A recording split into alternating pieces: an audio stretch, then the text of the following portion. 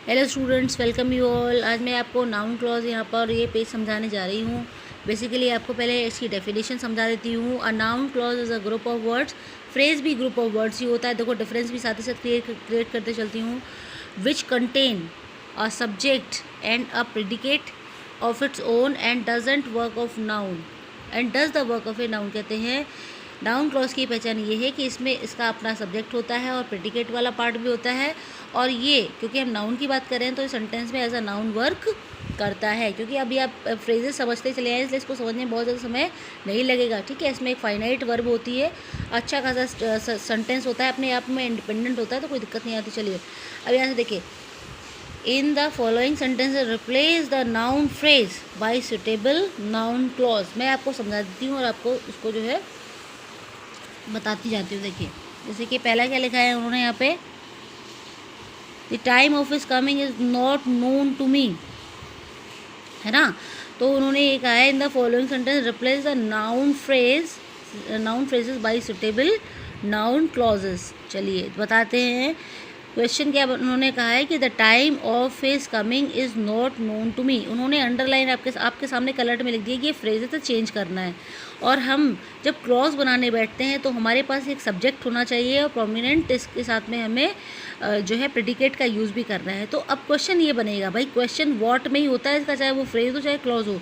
What is not known to me, तो answer है the time of is coming. लेकिन the time of is coming ये phrase है, इसमें कोई हेड नहीं है और कोई टेल नहीं है। लेकिन अब इसे हम एक कन्वर्ट, एक प्रॉपर फॉर्म देते हैं तो क्या बनेगा,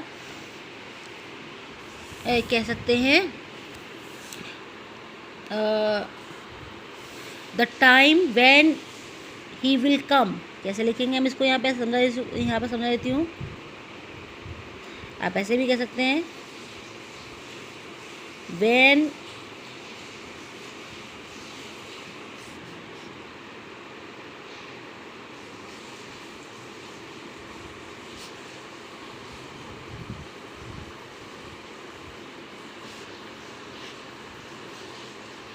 इज नॉट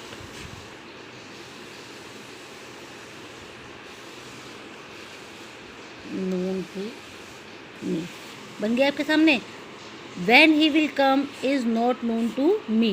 वैन, ठीक है, आप ऐसे भी लिख सकते हैं the time when he will come is not known to me. When he will come, ठीक है, ये इस तरीके से आप समझ जाइए। यहाँ पे हमने ये एक तरीके का स्टार्टिंग ही हमने ऐसे करी है कि वो कब आएगा ये किसी को भी नहीं पता है। सब्जेक्ट भी देख सकते हैं और पूरा का पूरा इसमें प्रोमिनेंट फॉर्म में जो है यहाँ पे लिखा गया है। इसमें कहीं भी कोई आधे शब्दों का इस्तेमाल नहीं किया गया है। चलिए अगला देखिए, I heard of her failure. मुझे उसकी असफलता के बारे में पता चला। तो हम क्या लिखेंगे, आई हर्ड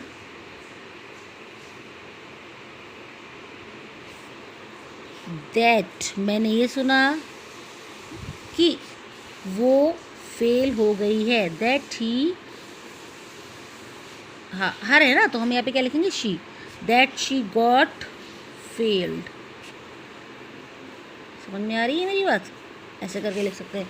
तो आपके सामने देख लीजिए, ये यहाँ पे है ना, नाउन फ्रेज के पार्ट पे यहाँ पे की का सेंस दे रहा है। तो हम क्या कह रहे हैं, दैट शी गॉट फेल्ड, कि वो फेल हो गई है।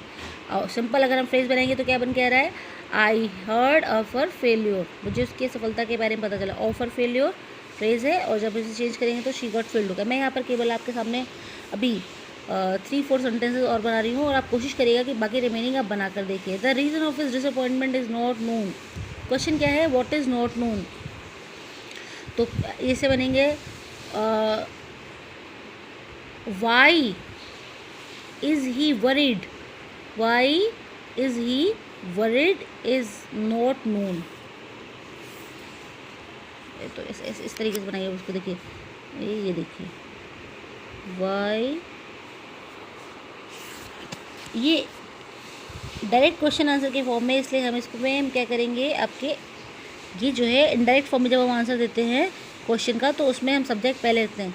Why he is worried, worried भी कह सकते हैं आप। यहाँ पर आप कहेंगे मैम यहाँ तो डिसअपॉइंटेड लिखा, आपने तो वरीड लिख दिया। इसका मतलब एक ही है, वाई ही इज़ डिसअपॉइंटेड और वरीड बात एक ही है।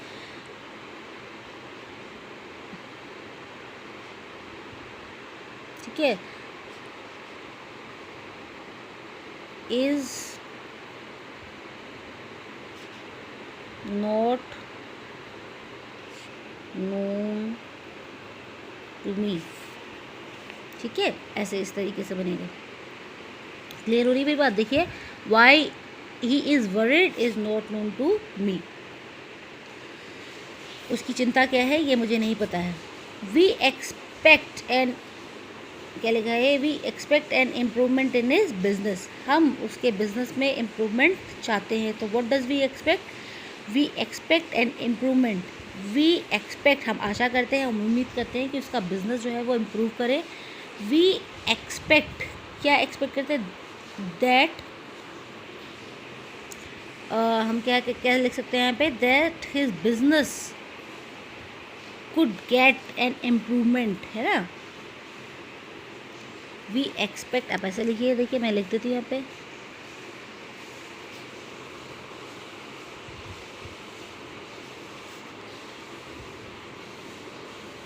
आशा करते हैं, एक इम्प्रूवमेंट चाहते हैं उसके बिजनेस में, तो हम यहाँ पे लिख सकते हैं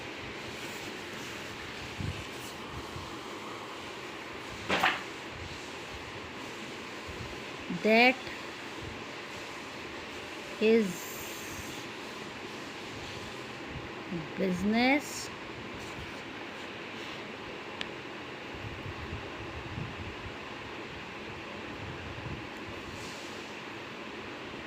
must be improved। चलिए, सिंपल सी बात है। कहने का मतलब यहाँ लॉजिकली आपको बस ये ध्यान रखना है कि आप वर्ब अकॉर्डिंगली आप अपने हिसाब से भी सेट कर सकते हैं, बस उसका मीनिंग एक्चुअल निकल के आना चाहिए। मैंने अभी आपके सामने 3 से 4 सेंटेंसेस बनाए हैं। अब रिमेनिंग आप सेंटेंसेस खुद से बनाकर देखेंगे, ट्राई करिए खुद से बैठकर घर पे। ठीक है, आज की वीडियो में बस इतना ही। Thank you.